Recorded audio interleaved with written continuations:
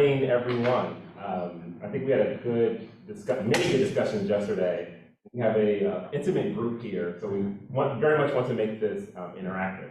Now, my esteemed panelists and I, we have informally dubbed this the practical panel because everyone here is really coming from different locations, geographies from across the world. The state of play of where they are at in terms of relationships with online platforms, sustainability, all the conversations we were having today really are playing out here in each of the places where my panelists are from. So we called ourselves a practical panel here where each one is going to sort of, we're going to take a little bit more time in the beginning here so everyone gets the full context of who everyone is, their organizations, and the media landscape, the sustainability landscape of where they are.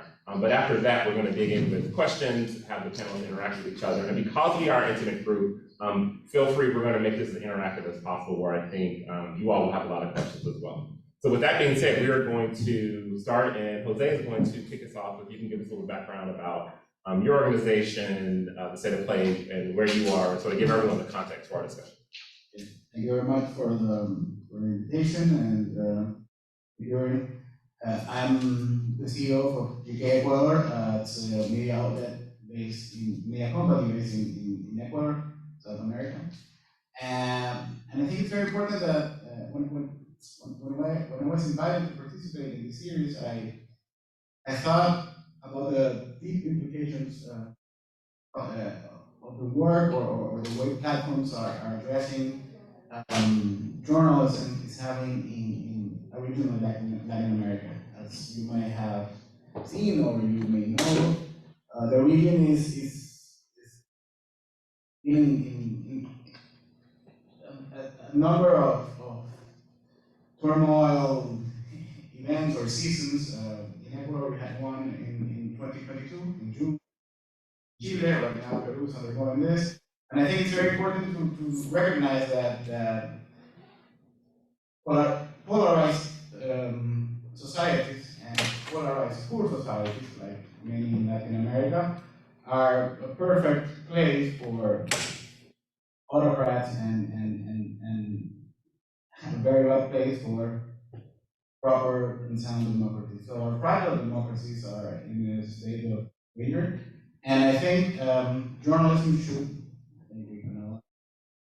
part in bringing this democracies to a healthier state. Platforms are not playing a part in this. As I said, I've read and I've heard a lot of platform executives and representatives at symposiums, summits say that they are not rewarding people with bigger budgets, they are not rewarding people who are investing in buying keywords, but what they're not acknowledging is that keeping up, for example, with the Google SEO standard, it's very expensive. You may not have to buy the keywords, but keeping the keys that you need to have a site that's running, that's up to what Google is expecting from the sites, it's very expensive. I come from an organization that has a diversified business model. We, different from many other independent media organizations in Latin America, we do not depend on grants. We have a very small, but we rely on mostly is our content studio. And one of the things I want to say is nothing's perfect. There's a saying in Spanish, perfecto es el enemigo de lo bueno. Perfect is an enemy of good. Perfection is an enemy of good. And nothing's perfect. So you can find, backlashes and things to criticize in every business model or every business or every revenue source. But this content studio has allowed us, for example, to have a robust tech team. And what does this tech team does for our media organization is keep the site running up to Google standards. So we are able to have a lot of tools that are very expensive, that are not in the reach for most independent media organizations, not even for big media, Latin American media. You'll be surprised how many big Latin American media organizations are, like I said, flying just by sight. They're using tools, they're using platforms to read and analyze traffic, because there is a crisis in Latin American media in the Latin American media industry. So I think it's important that we understand that the way the platforms are behaving is having an impact on the amount or the strength of data that journalism can have in keeping democracies sound in vision. I think it's a little bit of what I can say as an introduction, and maybe we can. Great. Emma, I know you're representing, and you have a variety of perspectives and viewpoints that you're coming from this from, so give us some outline of that. Thanks, Irving, and thank you for having me here. So I'm from Australia, and I work at the Minderoo Foundation, and one of the key things I've been working on over the past year is how to support the rights of smaller publishers and how they can secure deals with Google and Facebook under Australia's News Media Bargaining Code. Now, that came up in a lot of the conversations yesterday as being an imperfect, possibly, but I just want to put it on the record that I think being the enemy of the good is a case in point that we, as we would say in Australia, we had a crack, we had a go, we took a chance on something that no one else had done, and I think something is better than nothing. And again, yes, about the importance of having a go at different models. And so the News Media Bargaining Code is a start, and it's given us something to talk about and given us something to work from, and we can see the benefits and we can see. I wanted to just quickly talk a little bit about my background, which is 20 years working in the media. I've worked in commercial media, I've worked in public broadcasting, radio, television, online, and I have never taken a pay packet from a Murdoch. So in spite of 20 years in the media. Something I've really noticed over those 20 years is obviously the old business model of ratings and revenue, and that falling, revenue declining. I was general counsel in media companies, so I, signed a lot of redundancy paperwork, and I sort of watched newsrooms shut down, and you could just, and I know this is a global problem, but it was, one of the other really interesting things was seeing how sort of old, I guess legacy, traditional media companies reacted to digital as a business or as part of their business. And I worked at a company called Fairfax Media, which now is called Nine Entertainment. And when digital first came along, they parked digital in a completely different building. They saw it as this sort of discrete, treat digital as core business. And I think a lot of media companies were pretty slow to see how digital was actually completely, should have been embedded in their business at the beginning. It's 2010, that was the case in Australia. Then, after I left working in media, I did a stint in government as a senior policy advisor to the communications minister. During that time, we introduced the News Media Bargaining Code, so I was very close to all the negotiations with Google and Facebook, and then bringing Microsoft in to sort of have a bit of a wedge politics play there. The other piece of work we did was we developed a green paper, and I want to raise this only because it's another potential way of looking at sort of solving the journalism problem. And the green paper came about because everyone talks about the News Media Bargaining Code as though it was this standalone thing that Australia did. Rob wrote an extraordinary report that was released in 2019 called the Digital Platforms Inquiry, and it contained 23 recommendations. The News Media Bargaining Code was one of those 23 recommendations. It also included support for our public broadcasters.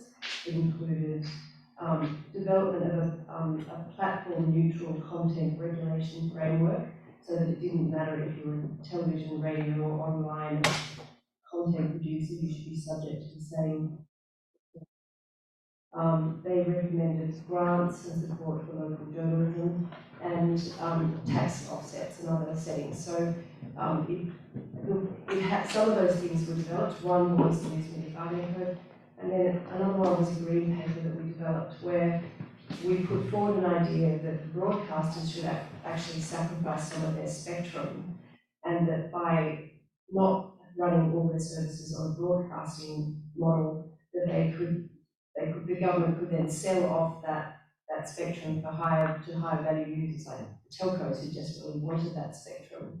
And that money could then be put into public interest news gathering fund. But that's never come to pass, but it's just another thing to think about when we talk about how to support local journalism. And finally, I'm really proud of the work that Minderoo Foundation has been able to do to support the smaller publishers. There is a perception that Murdoch and a couple of the big Australian media companies were the only beneficiaries of the news media bargaining code. It's simply not true. And I want to stop that misinformation right here and now. There were about 15 large publishers who secured deals, and they had a series of markets. Country Press Association represented about 80 publishers, of which they had about 180 publications, which were beneficiaries, and I represented a very small group of 24 who just could not get a seat at the table with Google, even though they're public interest publishers. And after 6 months, we were able to secure money from Google, nothing from Meta, unfortunately. And I also need to just point out here, I'm fairly limited in what I can say about that. When asks me questions due to, surprise, surprise, a very strict non-disclosure agreement, which is worth a whole other day of conversation, but I'll leave it there. So that's the questions I can't answer. Thank you for noting that. Preethi, let's take a look from your perspective, which literally is the world, as its report for the world where you're. Well, I just wanted to say, Emma, such fantastic efforts and impact. I wish we had one of you in each of our countries of operation. Well, future of the news. When you think about that title, first thing in the morning with your coffee, it sounds quite monumental. So thank you for that. And so I felt compelled to take some notes so I could stay on track. This introduction might run a bit longer because I'd really like to sort of set the stage with the process at Report for the World. And so as I was listening to the different scholars here in the room yesterday speaking about their extensive work on systems and practices that are impacting the work of independent media, I thought, what is my value added here? And so what I'd like to do is maybe explain some of the lived experiences that I've had as a journalist working for 20 years out in the field, but much more importantly, the perspectives of our newsroom partners across the world that we're supporting in 8 countries at the moment, and we're poised to grow that number to 15 countries, 25 newsrooms, and 45 reporters this spring. And so Report for the World is a global journalism service program, and we support the salaries of reporters working on critical beats such as corruption, climate change, criminal justice, gender, and a host of other issues. And we help them with up to 3 years of salaried positions in independent media. So these are all digital media that are sort of countering the impact of legacy newsrooms and providing much more nuanced coverage in local languages. And so we thought we'd start in India, Brazil, and Nigeria as our inaugural countries, because that's where we built out the program starting in 2019, because we thought if we can't survive in these diverse, large, challenging landscapes, we might as well call it a day. Fortunately, we were heartened by the success of these partnerships. And now we're looking at recruiting newsrooms in Lebanon, Pakistan, Philippines, Myanmar, Afghanistan, South Africa, Kenya, Argentina, Chile, Nicaragua, Honduras, Russia, Russian and Syrian exile media, among others. And so we're looking at a pretty, I guess, good data set, if you will. And what we see ourselves increasingly as our role is that of being curators of these different models that our newsrooms are coming up with, often spontaneously, to meet evolving editorial and financial needs. But we're also sort of interlocutors that connect these newsrooms across countries and across continents with each other within this global cohort, but also with the international community, such as the community here, to kind of give an idea of what is happening, their shared challenges, but also how their context require different solutions. And so just to, maybe it helps to sort of run through the common journey of a majority of our newsrooms at this point. So as I mentioned before, all of them are digital native platforms. So they were very much born out of this space that was provided by social media, by Google, and by all of the different platforms that exist. And so in the very beginning, this was a very unique opportunity for them to reach diverse audiences anywhere in the world, and also to be able to use, some of them actually started on Facebook or WhatsApp or other platforms directly and skipped the whole website generation.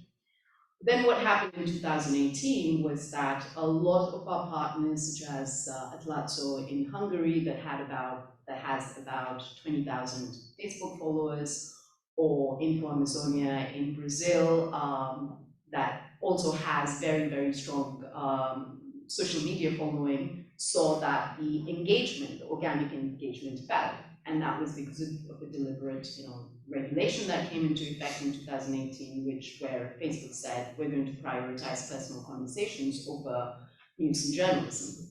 So increasingly, their voices got drowned out as legitimate information providers versus a lot of these self-proclaimed experts or a lot of the other dissonance that took place within this context. But then they have started to revisit in recent years what digital transformation should look like, and realize that the dependence on Facebook and other platforms in order to monetize, in order to find sustainability, was just not tenable. And so they've started to look at newsletter subscriptions, something that was, very common before Facebook became, or Meta became as big as it did. They have reverted to newsletter subscriptions, membership models, and also offline sort of coalitions and collaborations to be able to find sustainability. Now, among all of this re-envisioning, they're still lacking the support of regulators, of technologists, specialists from the likes of Meta and Twitter, and government support in being able to stratify them, in being able to have labels that separate them from other sources of information. And so I wanted to actually, before we get more into those details, I actually wanted to speak to some of the points that the panelists in the very last panel yesterday pointed out. Courtney had mentioned, who are these media that should be receiving the support? In the Global South, there is no doubt that it is the independent media. It is the media that are countering the polarizing effect of legacy newsrooms. It is media like Premium Times in Nigeria, a partner that is detecting voter fraud in key constituencies in a national election that is supposed to change the political landscape. It is our partner in Peru that is covering rural parts of the Amazon amid anti-government protests. It is our partner in Mexico that is looking at fusion between cartels and local officials in some of the most contested areas in the country. It's our Ukrainian partner that's looking at, energy and the environment amid a conflict situation. So I think there's no doubt that these smaller niche media are the ones that are most acutely affected by, both positively and negatively, by social media regulations. And so I just wanted to sort of also talk about the algorithmic diversity. I think absolutely yes. But to take that step a bit further with what Maria has been working on with such brilliance, how about a stratification that actually designates a a different label to legitimate information providers. Of course, the question there is, who would allow for that? Who would probably help with government regulations whereby Meta cannot operate without following certain protocols about protecting independent media voices. And I suppose the benefit there for the government would be to counter the rampant disinformation, even, and I'll go as far as saying that, fascist governments like Modi government in India, I'm from India, so I'm allowed to say that, or the Bolsonaro government, they're seeing the need for having much more structured processes to be able to combat disinformation. And I'd like to end that very long introduction by just borrowing Frank's example of librarians. I thought that was brilliant. Librarians who can sort of guide users in saying, this is good content, this one you might want to, question. How about virtual custodians that exist in these digital spaces, whereby a user that enters a certain platform is told, this is verified content and this is not. That can't be so complicated. We know that it's not being, or it's not impossible, but we know that it's not being done because it's not in the interests of giants, but surely there are pathways to achieve it. Let's see, give us the perspective, okay.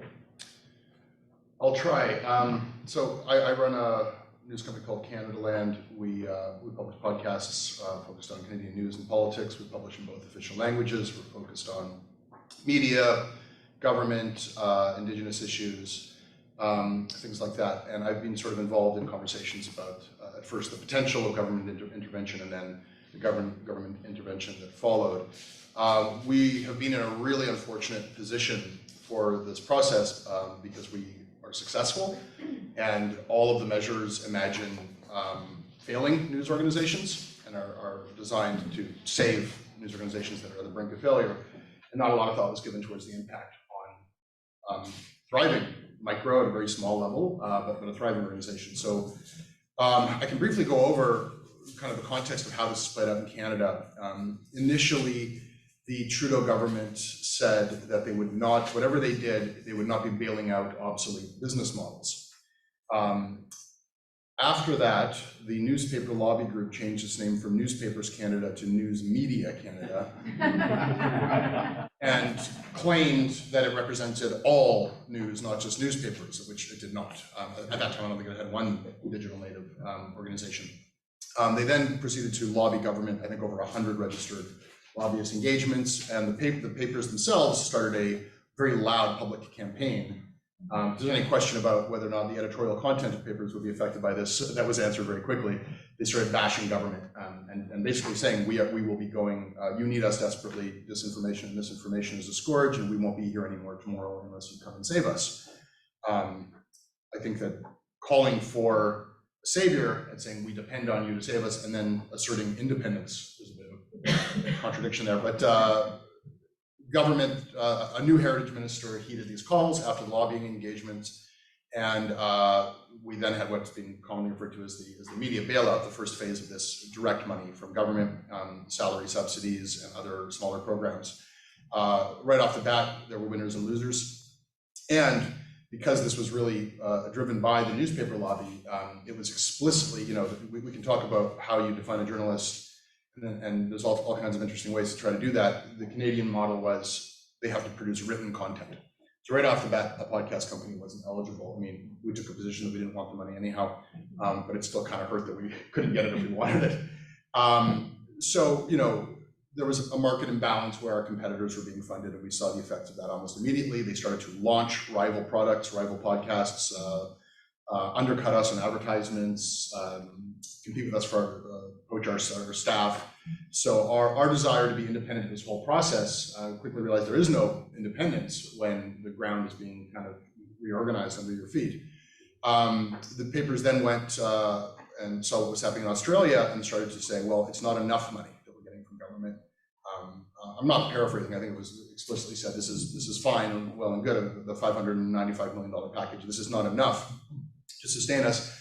And the assumption being that what is needed is that newspapers should be sustained at the level pre-crisis, which I don't know that that's feasible or impossible anymore. So we now have, making its way towards Royal Assent Bill C-18, the Online News Act. With the Online News Act, I decided to get involved, though I was opposed to the scheme. It was happening anyhow, and I joined a coalition of digital publishers, over 100 of us, who are asking for, well, if this is going to happen, let it be done better. And that required me recusing myself from covering this as a journalist. If I was getting involved as a lobbyist, which I kind of resented as well. I had many resentments. So we asked for a few key things. We said, if Google and Facebook are going to be forced to pay for news, it has to be fair. They have to pay. There had already been a bunch of closed door deals with the biggest newspapers and the ones that had been, they had shifted their editorial page crusade against the government to crusade against Facebook and Google. There's even a national campaign, wanted Mark Zuckerberg for news theft. So these were all over Canada, pressure campaign. So the people who complained the loudest got deals, and we don't know how much. So we said, if this is going to be formalized into law, then basically everybody needs to get money by the same formula. And we propose that formula should be a percentage of your editorial expenditures. It should include freelancers. It shouldn't be about how many clicks you get. That's a bad incentive. It should be about how much money you spend on news, and everybody gets the same percentage back. We also asked for, which itself creates transparency. The question then of who's getting this and how much would be answered, if these wouldn't be secret deals. And we asked for other things, because the one area, we're not alone, Canadaland, in having success at a very small level. The one model that has been proving successful is the micro news. A lot of laid off journalists starting 1 or 2 person newsrooms, covering news deserts in Canada, going to the legislatures. This is a model that's working.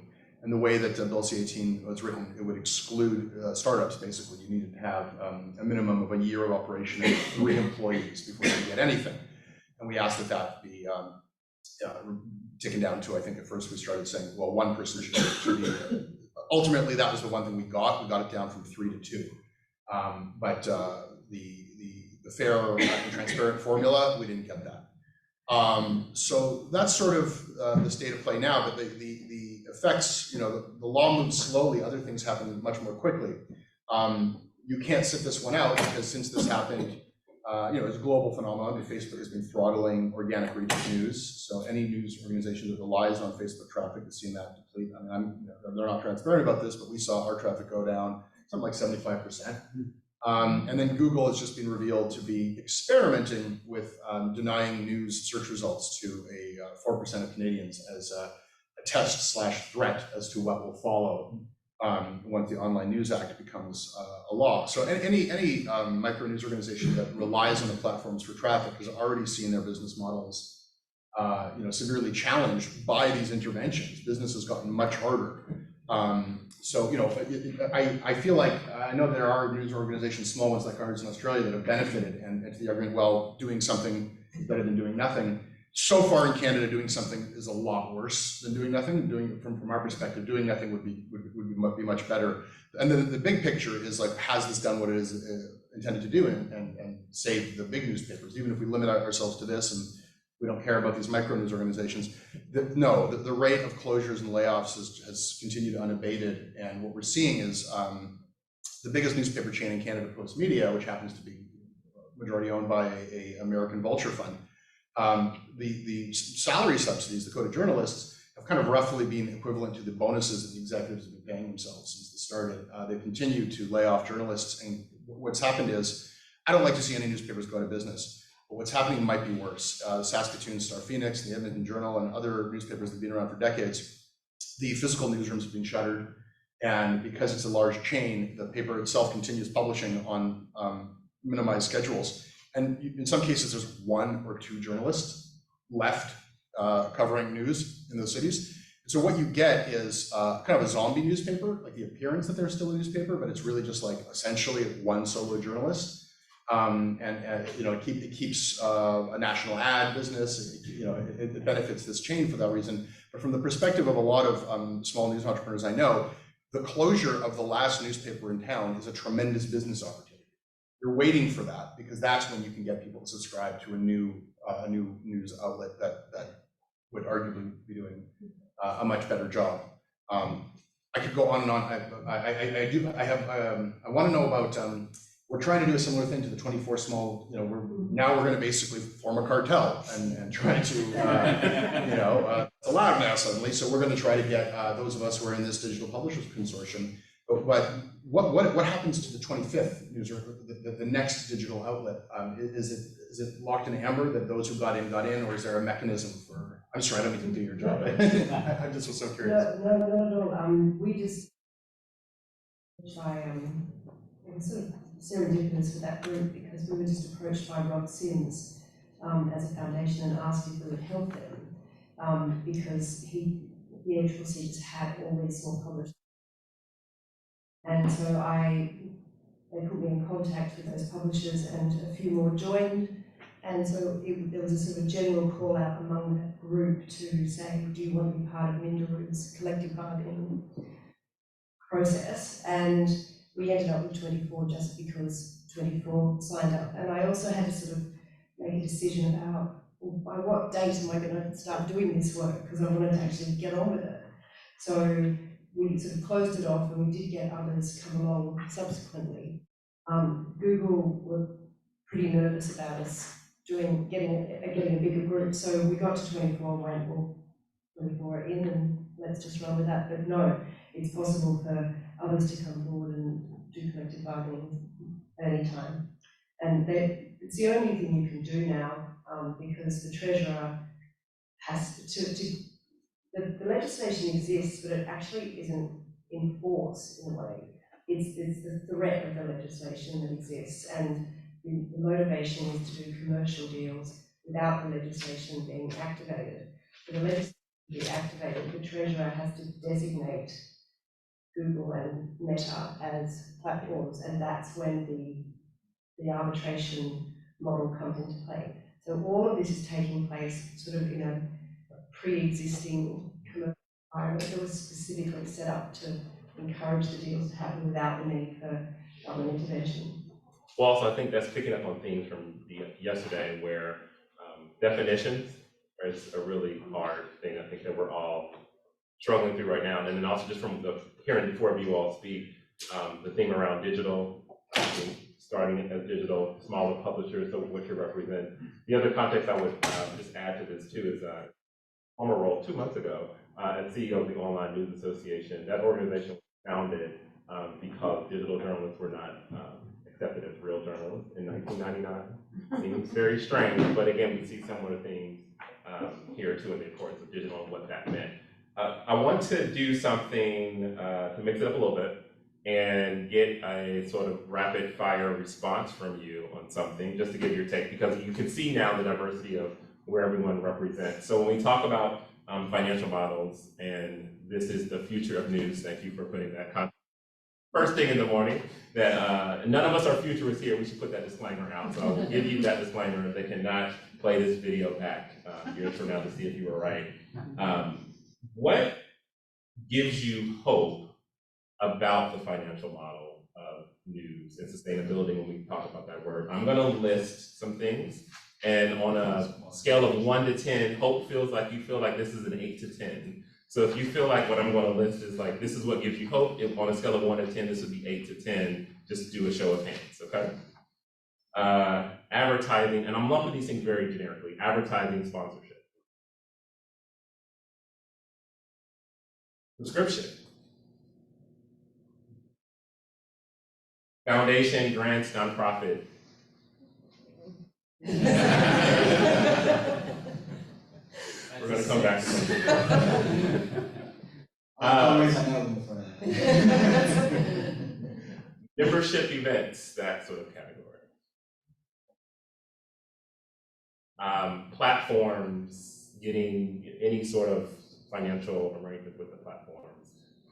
And not just the platforms that exist today, but if you think of that as sort of we are not going back to a world where we're not connected socially, that could be something in the future too. I put a half hand up, but Maria can explain in more detail. Half. And then just government, again, this is a big category, but government interventions is one of them.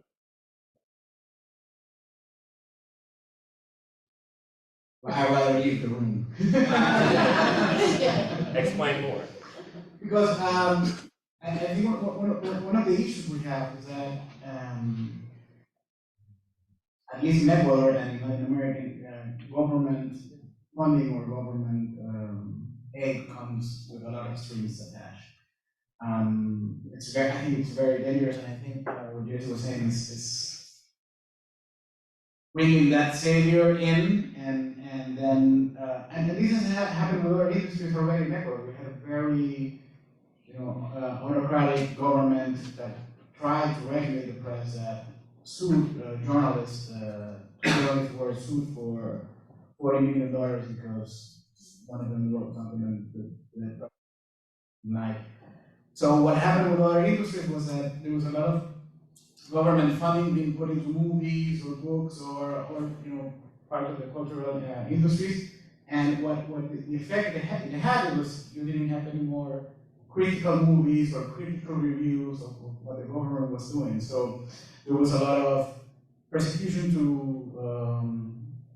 nature defenders or human rights, and there was not so many strong voices against it, because in small markets like Ecuador and it's very easy to rig the market from a private perspective, but also from a public perspective. So I think, and the state has all its power, so I think it might be a solution that might be worse than the problem. And I imagine you have a slightly different take. Yes, and I think that just speaks to different sort of Realities. government Realities, structures, yes. realities. Government intervention has, government policy, trying to lobby for policy change in Australia is something that the media sector has been doing forever. And I think when Jesse made earlier, they have used their clout to get what they want. Having said that, media reform in Australia only ever happens if all the media organisations can get on the same page, which means, like we talked about a bit, if Murdoch wants to do it. But it is possible to get policy change in Australia through government, and government supported media has happened through, we have a public broadcaster that is independent of government. There's an act that quite clearly states that it's independent of the government and it can say what it likes. It doesn't mean that the government doesn't get mandate from time to time. All governments get mandate, but it is independent of government. We have a semi-subsidised government television broadcasting network as well, that's independent, and there have been multiple subsidies, grants and schemes that have never challenged the independence of the media. If I could add the rest of the world perspective, I guess, to your point, a lot of times no government presence is very welcome. It just means that you can, sort of carry on the important work without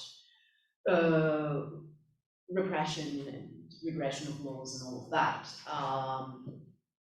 But what is happening that is interesting in some country contexts, for example, during the COVID crisis in India, let's take that as an example, or in Brazil and many parts of the world, the disinformation and misinformation was so rife that the governments actually needed media as really an essential service to be able to provide life-saving information to communities, especially that were, marginalized and did not have access to information as much as the urban centers.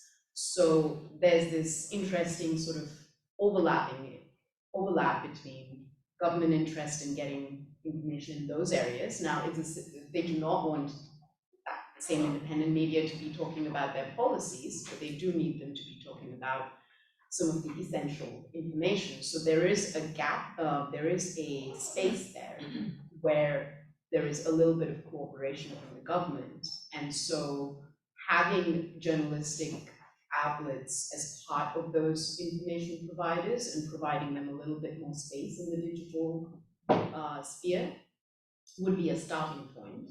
They're not going to give absolute freedom, but it's still to be the fact-checking authorities in a country context would be a win.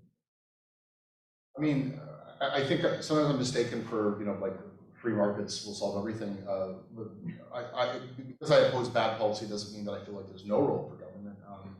But I'm a realist, so am I hopeful that government intervention will be successful? No, because I see the direction it's already taken. Could it be? Absolutely. There are certain measures that I think could have a really big impact positively. They've experimented with a subscription tax rebate. It's 15%. I think it's being like nobody uses it. Our average is like a $10 a month subscriber. No one's going to be compelled to subscribe for $1.50 back. They have to remember to file for it. If I could offer a 50% tax rebate, that might actually help. We're a subscription business. If we gave back 50% of the money, that would be meaningful. Bigger measures, I think that there is a reimagining of public broadcasting that needs to happen. And I'm a former public broadcaster, but the CBC right now is competing with me and every other digital publisher. They're selling ads, which, if you go to the BBC, it doesn't do that. People have already paid for the BBC once, they're not expected to pay for it twice with their attention. So I'm competing for the same advertisers with the CBC and their podcasts. I want that to stop, but beyond that, it would be an incredible boon to small news organizations across our country if CBC basically became a wire service with content that was free under Creative Commons license to other newsrooms. And if you were covering your local legislature, you could bill on a story about federal politics, and you could offer a much more robust package using CBC content. And this has been proposed by people like Michael Kaiser and Cory Doctorow, and I don't think it's ever gotten any serious consideration. So yeah, there are a lot of things that I think government could do without crossing a really crucial firewall that they really just stumbled over, and I don't know how you go back after that. I'd be curious from, this is for anybody, in the context of these conversations around financial models, business models, sustainability, different words get thrown around. One, of course, is the model itself, revenue stream. But then the other one that's sometimes interchangeable is the word dependency, where there's an implied that one model you're dependent, the other model is just, it's a revenue stream. So for example, I don't think people have said, well, we don't want to be dependent on our subscribers, right? But you would say that about some of the other forms. Do you all notice that sort of difference between what something is viewed as we're being dependent on something versus this is just a new model that might be different? At least in the Global South, it's very clear that foundational support from the likes of, let me take an example, OSF. It's a really good example of what happens, the paralysis that happens when OSF decides for 3 years, with good reasons that they're going to restructure. So they haven't, a lot of funding has been on pause, and that has created real havoc in the world of independent media. As included. So that speaks volumes obviously about dependence and fragility, right? But what's also interesting is, again, maybe this applies more to the Global South, somehow independent media have managed to make journalism a product, to make what they produce not worth selling.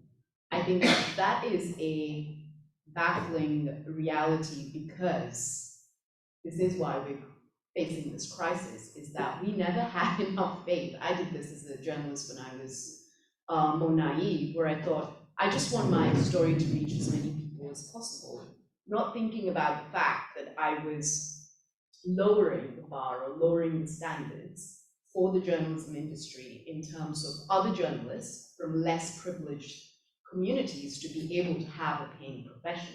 So that's why we're facing what we are, at least in the Global South, is because independent media is a thing of privileged elite, people who can afford to be poor for a while, and I was for a long time because I could afford to, I had the support system. So that's my long-winded way of saying that now that we're finally getting to the point of let's reduce the dependency, and let's also not depend on Western and Northern organizations supporting us. Of course, the audiences are the most, should be the most direct sources. So sources of funding. And so one of the things that we're looking at, exploring at Report for the World, and this might be so much more obvious to my Canadian and Australian counterparts, but there are the 3 R's of impact, which is reach, reaction, and revenue. So what we have at Report for the World is 25 newsrooms where we can look at where in the cycle are we. Do we have good reach? I mean, of course, digital platforms play a big role in this. Do we have reaction as an engaged audience that is committed to some of these critical areas? And if we have these two things, how do we transfer that into revenue? Because it's these dedicated communities that will eventually say, I really care about climate change issues, and there's this fantastic outlet that is doing this vertical, and I want to support them. So we're still trying to figure out, you know, and our newsrooms are at different points in this timeline. And so we're trying to figure out, okay, how do we get you to the next step? Maybe that's very simplistic to audiences here, but that's really what it takes to create that, you know, sort of, it's, to move away from the dependence of foundations and grants and other forms. And we're going to open it up to questions in just a minute, so if you have some questions, please keep those in mind. The other thing I also wanted to throw out to the to all of you, because you were thinking about this and you're coming from different places, it's smaller publishers. Again, thinking about the wonderful question of the future of news. If we go back in the past a little bit and we think about sort of the dependence on online platforms, what's the moment that you all would have changed in relationship to the journalism and media? Like what's the moment, or what should we have done differently as we think about the future of working with platforms? I won't speak to that specifically, but what I would say is that the day that Facebook switched off news in Australia, when the News Media Bargaining Code was being negotiated through the Parliament, was really fascinating, because it was a crisis for a lot of people, especially given the number of Facebook pages they shut down and went well beyond news services. But there was this moment where a couple of the Australian broadcasting corporations, ABC, which is our national broadcaster, saw it as an opportunity and said, stop getting our news via Facebook, download our app, come to us, don't go through Facebook. Some people did sort of switch that opportunity, that sort of crisis into an opportunity, and ran ads saying that. But I guess that's really the thing, is when did we all decide that Facebook was the way to distribute news? I think that I would tie what you were saying with the previous question about dependence. I would change the minute we thought it was a place where we could put, you know, our organizations and depend from it. And it doesn't have to be platforms. It could be even subscribers. I mean, when you're in business school, the first thing they say is you want to create value and you want to capture value, you have to keep independence from your providers, from your customers, from your strategic partners. And I think what I would change is the moment everyone in independent media opened their organizations. Because I think journalists, we have to admit that we were arrogant enough to think that what we were writing or that what we were making was going to be good enough that people were like going to be crazy and start buying it. And that was not true. And we didn't want to learn about business, we didn't want to learn about distribution, we didn't want to understand that this is a business. We have to stop thinking that we're so cool and so great that money is going to start pouring from the sky just because I showed up and I wrote a piece, you know? It doesn't work that way. It doesn't work that way for the New York Times or for Data List. It's not going to work that way for me. So I think the thing that would change is our own perspective about ourselves and our own and the amount and size of our ego. That's the thing that would definitely change. I can't remember where I heard this, but someone said you've never heard a media executive say, "Man, I've had an amazing 10-year partnership with Facebook." Okay, we'll open up to some questions. What questions do folks have for our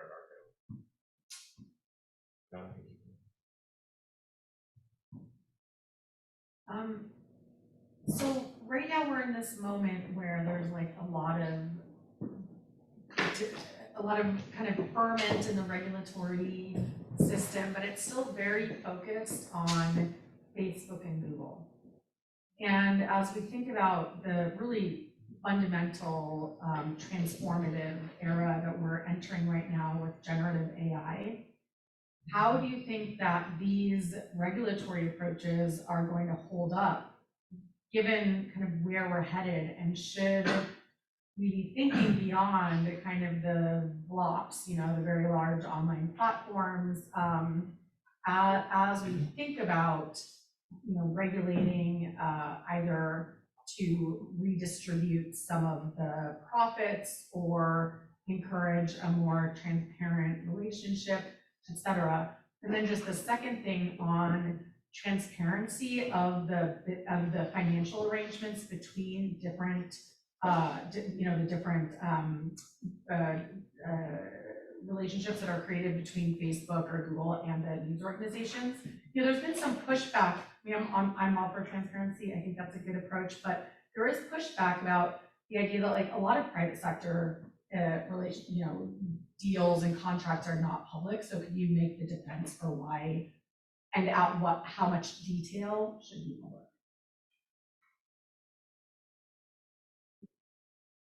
Yeah, last year about the transparency in the financial arrangements, and I said that I guess it's just putting my legal hat on that commercial have confidentiality provisions, and we don't expect media organizing advertising relationship with Coca-Cola or other advertising, any other contracts. So to me, the fact that they're doing arrangements with Google or whoever, justification for that to be any more, the financials to be exposed, whether there's other parts of like the length of the agreement or what they're getting under those deals, perhaps there's marking a bit more transparency there. But I think in terms of the financials, I can't see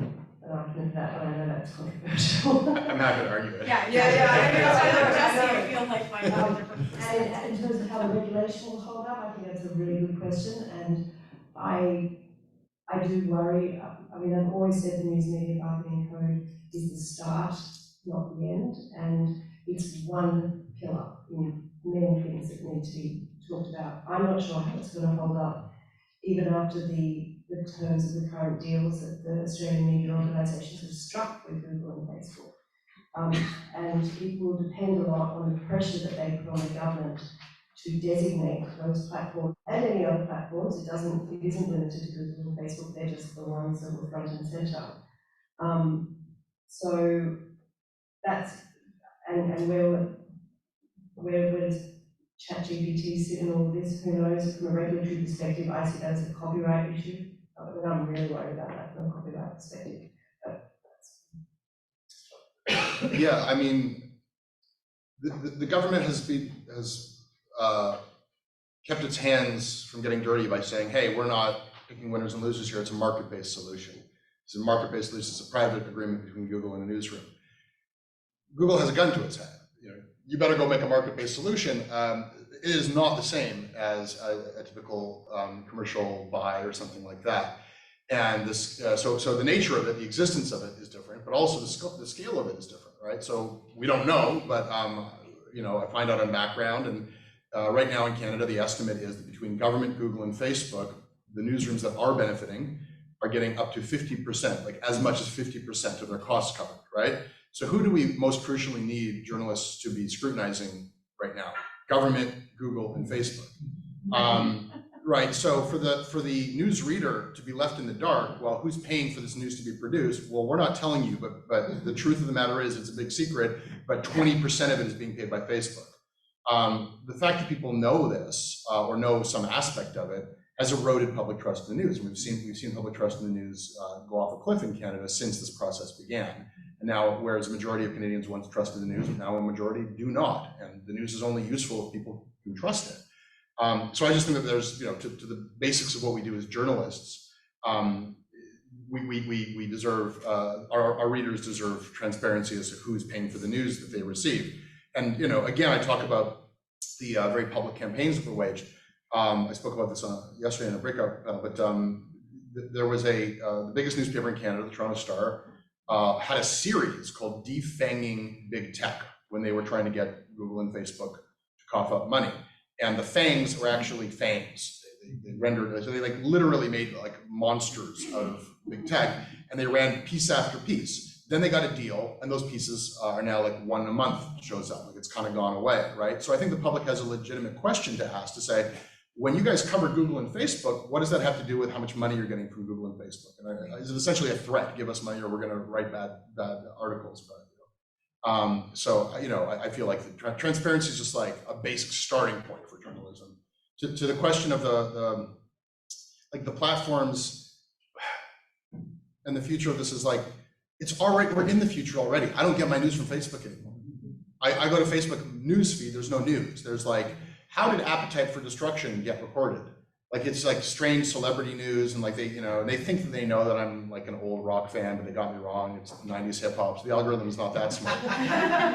But they still, like, I don't get my news from Facebook anymore. And you know, I mean, Google I still rely on as a research tool for news discovery, but when I'm reading the news in the morning, it's not. So everything old is new again for me. And like, by dumb luck, I think when we talk about what's the original sin, everybody seems to agree. It's I don't know how we would have done it differently, because it was all like divide and conquer, but it's when we allowed our stuff to just, like, we gave it away for free.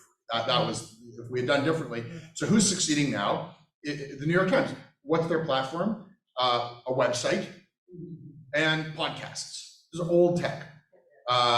We are succeeding on, like, it's an open ecosystem. God bless the open internet. Rest in peace, Aaron Swartz. Like, if not for RSS and you know, like we're not platform dependent. We've seen our Google and Facebook traffic to our website dry up, but we don't make money from our website. We make money from subscriptions, like voluntary subscriptions for content we give away for free anyhow, and advertising.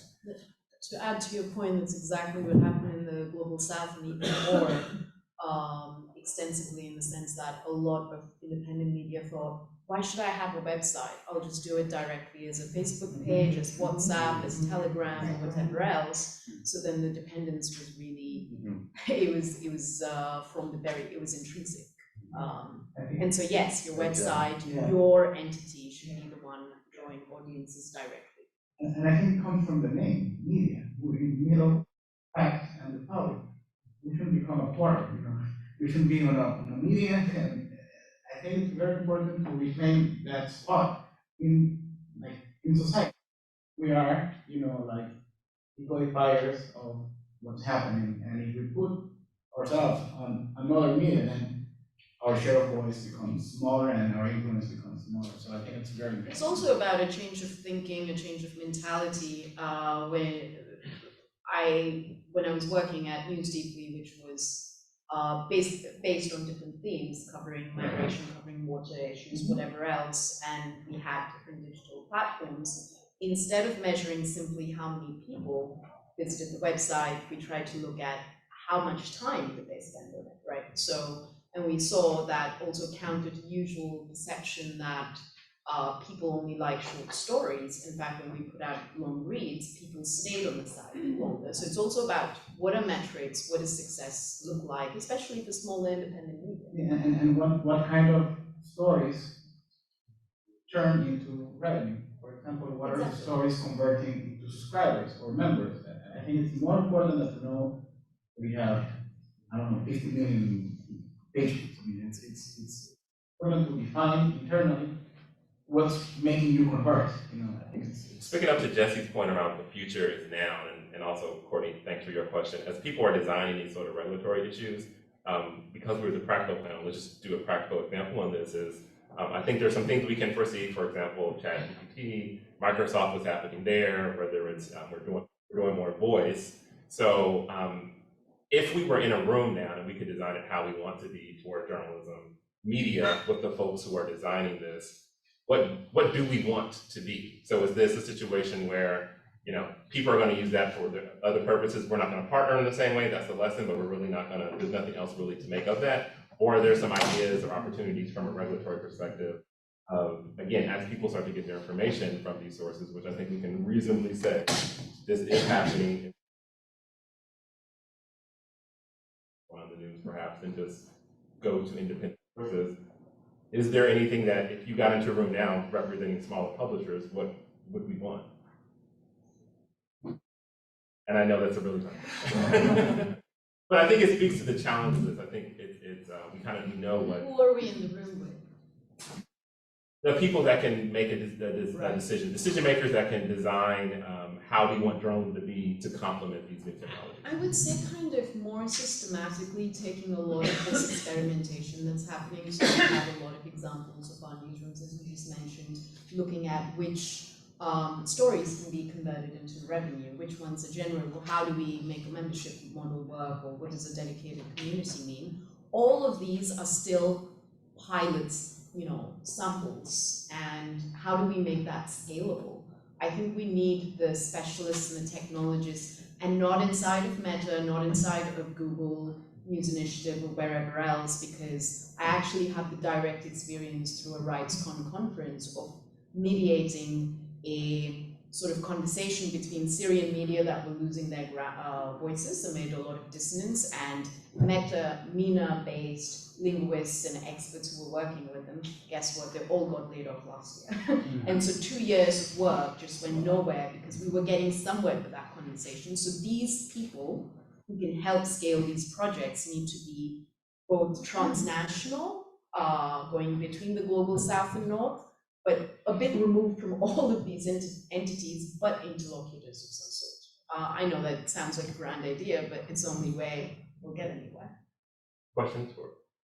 Yeah, Preethi, when you were listing the countries that you were working in or expanding to, you said Myanmar, and my ears pricked up a little bit because I've done a bunch of work there in my previous career. All the good journalists that I know in Myanmar are no longer in Myanmar. Very nice. And I think it kind of raises, between that and what you said about OSF, it raises another kind of factor that I don't know has been mentioned as much about models for sustainability, and that is resilience, right? And that's not to say, like, obviously, you're not going to develop if the military takes over the government and starts shooting people, you're not going to develop an economic model that's going to survive that. That's a lot to ask. But I think it is a relevant question to ask, how do these different models survive different external stresses, like a change in government policy, like a funder deciding to restructure? And I mean, like, at the very least, that suggests a need for diversification, right? And like, don't put all your eggs in one basket, ideally. But I was interested in hearing the panel's opinion about potential resilience of different kinds of models that you've been working with, and what kind of external stresses you think you would be vulnerable, or how you build resilience against that. I mean, I've said a couple things about, interventions that could just have a direct positive effect. And I would add to that, I think, and we're doing this in Canada, it's just too complicated. The ability for people to get charitable receipts, tax receipts, to, stuff like that. From the platforms, all I want is for subscription to be easier, like one-click subscription. If everybody offered that, if that could happen on Twitter, if that could happen on Google, and if our stuff was discoverable. But I don't want to be beholden to them for anything. I mean, I think the best thing Facebook, like, I'm kind of reaching the conclusion the best thing Facebook could do is not show news. If they, like, it hasn't worked out really well for anyone. Yeah. My reasons for hope are for the things that we're talking about, that we're getting a realignment of incentives where after a really failed experiment with how much traffic can we get to sell display ads, if now what we're trying to do is like, well, which kind of article makes people actually want to support us financially? It's pushing people back into long investigations, long reads, articles that a smaller group of people care a lot more about than a wide group of people get really angry about. A lot of these things I think are kind of like, they're playing themselves out the way that they need to, and I don't like to see anybody go under, but like the failure of the BuzzFeed business model, I mean, BuzzFeed News did some good things, but all of that, it's not going to last. There are better ways of serving ads than against hard news. That's never been a good fit, really. So some of the stuff I think that does will ultimately settle with less intervention. I mean, when I think about what I want from government, like, I don't know, like reply to our ATIP requests, FOI, it's like, accountability. Like, I don't want things besides getting out of our way and being accountable to our questions. I was just going to say that for the 24 small publishers that Minderoo represented, that deal, what they got over a period of time, has actually built resilience for all of them. I'm still getting messages from them saying we've built a subscription model, we've redeveloped our app, we've built an app, we've redesigned our platform. So it has enabled them to invest in their businesses, and you can see that it has built their resilience. So it's part of their story, but by building that subscription model, then they can get that revenue. So it's all. They were able to reinvest those funds. Yeah, exactly.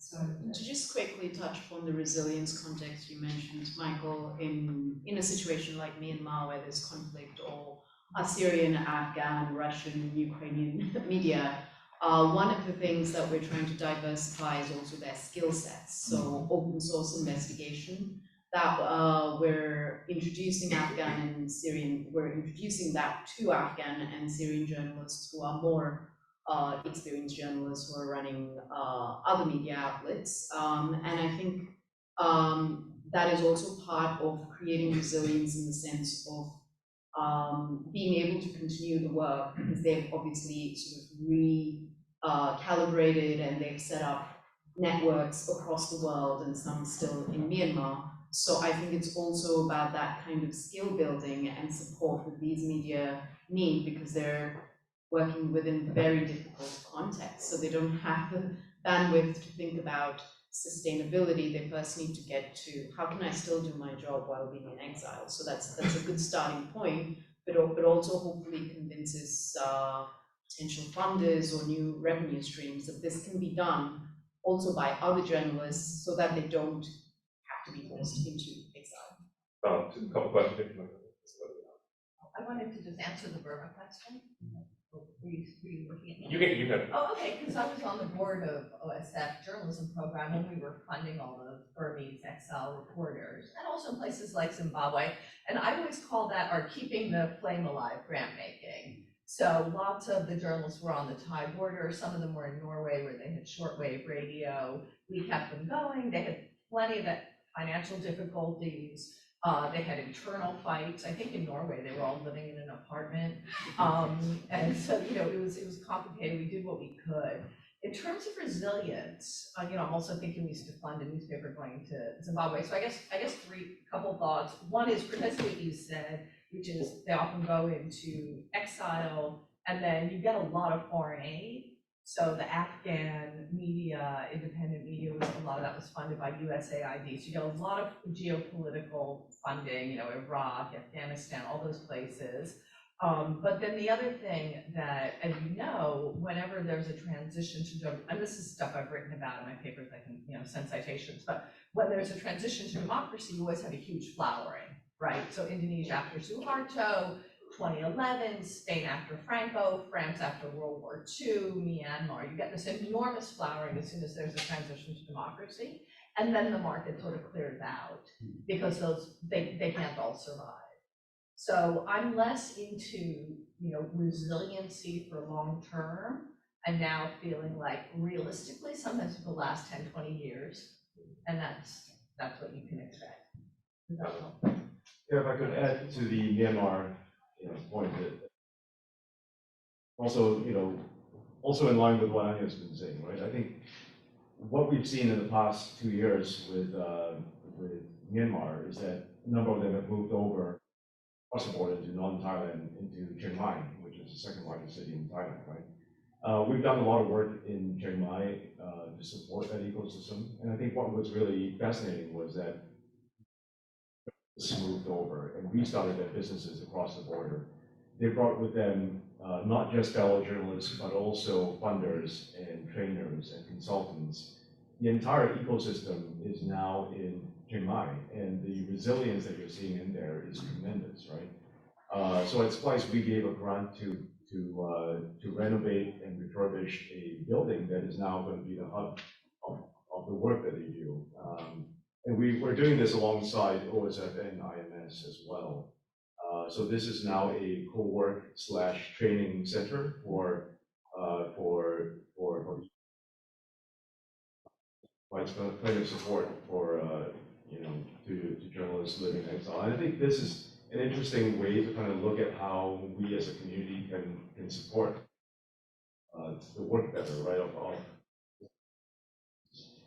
You have similar hubs that are coming up in, say, Istanbul, where the Afghan and Syrians are Of course, you can say about Warsaw as a hub for Russian and Ukrainian drones. So I think that's quite an interesting trend that we should pay attention to, and we should look for all great ecosystems around them, not just for journalists, but also all the other supporting components of that. So that's one point. The other point I wanted to make was, I think, after 2 days of sessions here, the one thing we need to really challenge is our assumption of Facebook and Google's interest in media. One thing that we're all assuming is that they care about what's going on in media because they were under a lot of pressure to, but also, 5 years ago when they got into funding this space, they got into it because of, political reasons, but also the feeling that they were intertwined with that kind of content. And I think in 2023, we need to ask ourselves whether this is still true and whether that's going to have the impact that we think, it's out there. I think also in a year like this, when they are rationalizing the amount of money that's been going on into being pushed into Google News Initiative, meta-journalism project, I think a lot of that money is going to come out very quickly, quickly. And I think we're going to see a lot of micro media companies really suffering as a result of that. The related question to that is, what can we do as a community to support the smaller movements? So this is an opportunity again for some of the foundations to step in at a time when tech is pulling out. Yeah, I'll leave it as that. But to add to that resilience element, for those who are regrouping in Chiang Mai, this is the second time around, right? But that is where they were before, and now they're back there. What we can do differently this time around is build in revenue models and, generation of revenue from diaspora communities, from global audiences from the beginning. I feel that wasn't done as well, 10 years ago, but we have that wisdom now. That lets, as you said, Facebook and Google just do not care. Okay, I'll let you close that.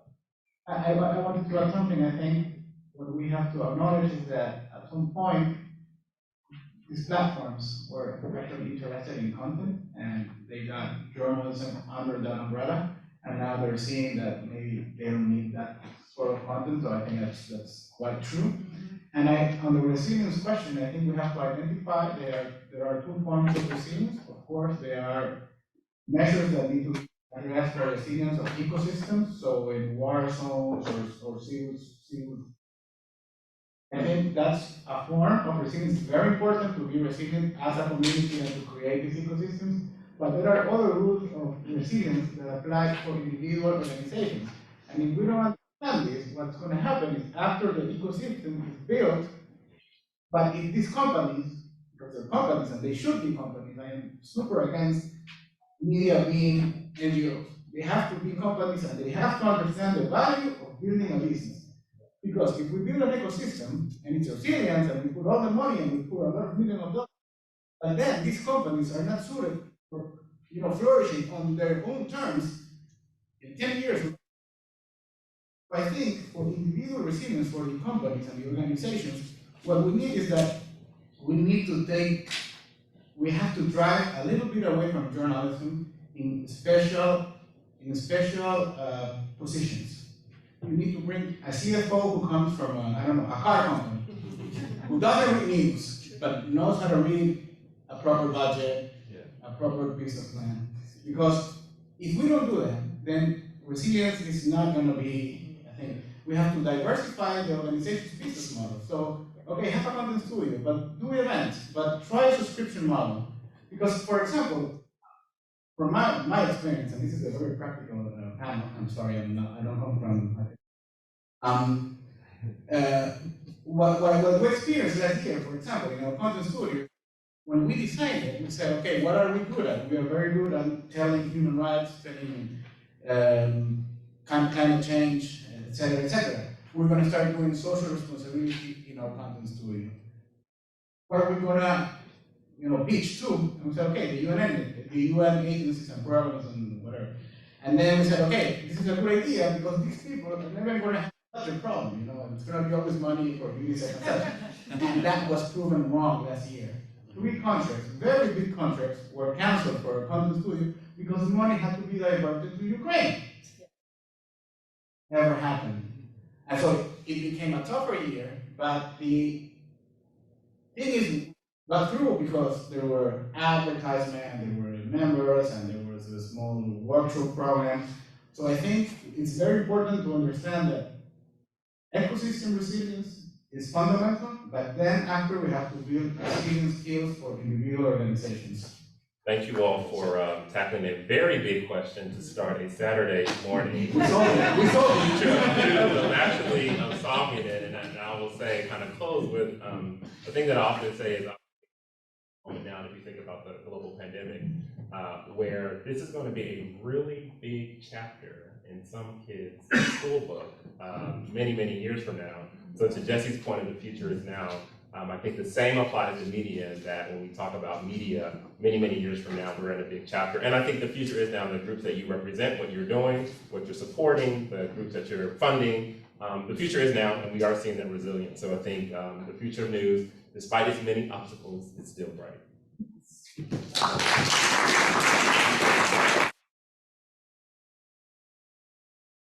We're going to take a quick break and reconvene at 11.